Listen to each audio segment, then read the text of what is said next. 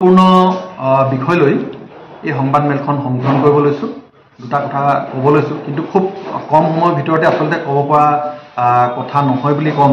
কিয়নো যিটো বিষয়ৰ ওপৰত ক'ব লৈছোঁ, এই বিষয়টোৰ লগত ৰাজ্যখনৰ 10 লাখতকৈ অধিক লোকৰ জীৱন জীৱিকা জড়িত হৈ আছে।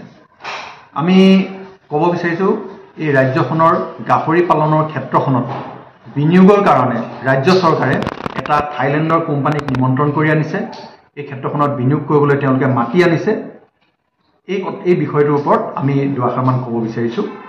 প্ৰথমে ক'ব বিচাৰিছোঁ, যি সময়ত আমি ৰাইজৰ দলে কৈ আহিছোঁ যে এটা জাতীয় অৰ্থনীতি গঢ়িব লাগে, জাতীয় অৰ্থনীতিৰ অবিহনে আমাৰ জাতিটো শক্তিশালী নহয়, সেই সময়ত কিন্তু এই বিজেপি চৰকাৰখনে তেওঁলোকে এই জাতি ধ্বংস কৰা এটা প্ৰক্ৰিয়া হিচাপে, জাতীয় অৰ্থনীতিটো ধ্বংস কৰা এটা প্ৰক্ৰিয়া হিচাপে তেওঁলোকে এই বহিৰাগত এটা কোম্পানীক আমাৰ ইয়ালৈ আমন্ত্ৰণ কৰি আনিছে। এই 10 লাখ লোকৰ জীৱন জীৱিকা তেওঁলোকে একেবাৰে ধ্বংস কৰি পেলাব বিচাৰিছে। এতিয়া আমি প্ৰশ্ন উঠিব যে আমি কিয় এই কোম্পানীটো আমাৰ অসমলৈ আহিলে, আমাৰ এই যে যিখিনি থলুৱা পশুপালক আছে, থলুৱা গাহৰি পালক আছে, তেওঁলোকৰ জীৱন জীৱিকালৈ সংশয় কেনেকৈ নামি আহিব, তাৰ এটা প্ৰশ্ন উত্থাপন হ'ব পাৰে।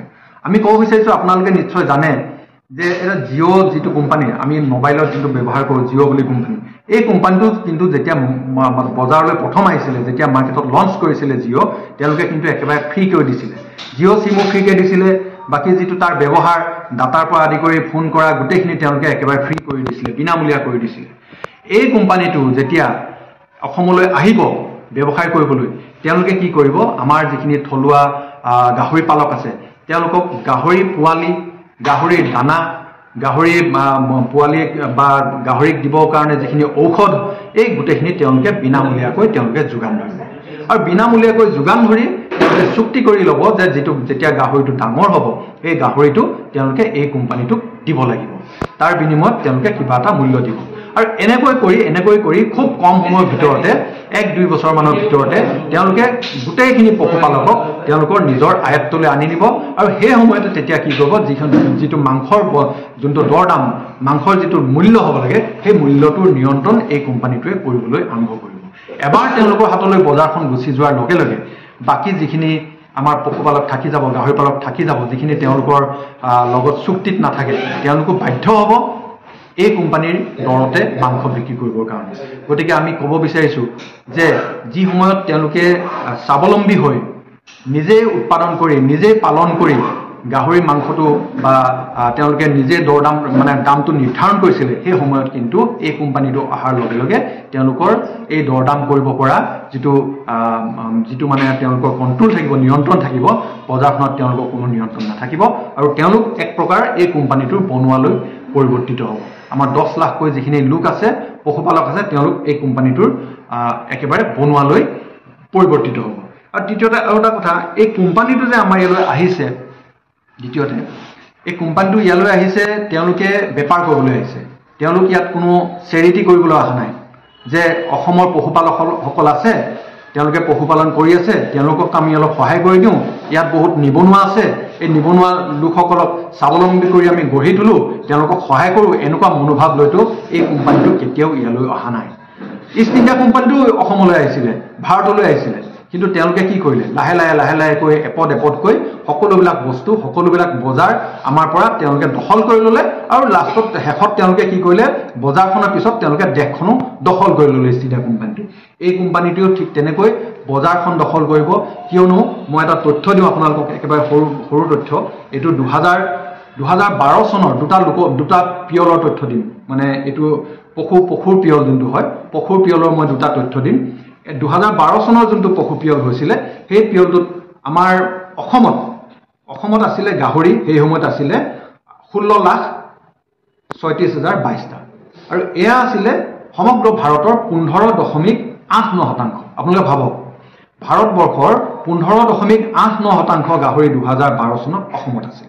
ঠিক তেনেকৈ 2019 চনত আছিলে গাহৰিৰ সংখ্যা আছিল, 2019 চনৰ যোনটো পিয়ল হৈছিলে, সেই পিয়লত গাহৰি আছিলে 20,99,000টা গাহৰি অসমত আছিলে।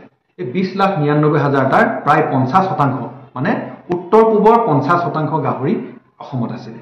আৰু এতিয়া মই যদি চাহিদাৰ কথা কওঁ, বজাৰখনৰ কথা কওঁ, বজাৰখনৰ যদি মই কথা ক'ব বিচাৰোঁ, 2016-17 চনত গাহৰি মাংস অসমত উৎপাদন হৈছিল কেৱল মাত্ৰ 18,730 টন। গাহৰি মাংস উৎপাদন হৈছিল দেই, 18,730 টনহে গাহৰি মাংস অসমত উৎপাদন হৈছিলে। কিন্তু সেইটো সময়ত চাহিদা হৈছিল, মানে দৰকাৰ হৈছিলে মাংসৰ অসমত, কেৱল অসমত দৰকাৰ হৈছিলে আপোনাৰ 3,63,000 টন।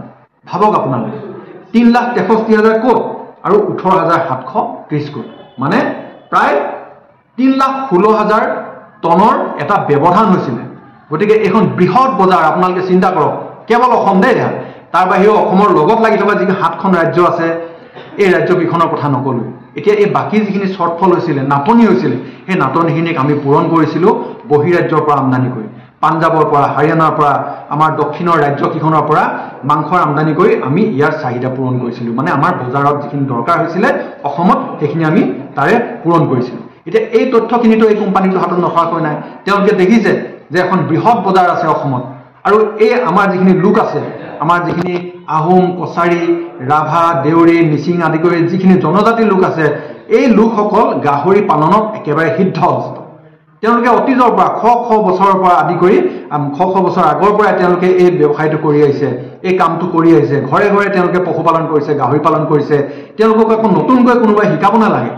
গতিকে এই কোম্পানীটোৱে জানে যে অসমখন তেওঁলোকৰ কাৰণে একেবাৰে সোণৰ কণী পৰা এখন ঠাই হৈ আছে।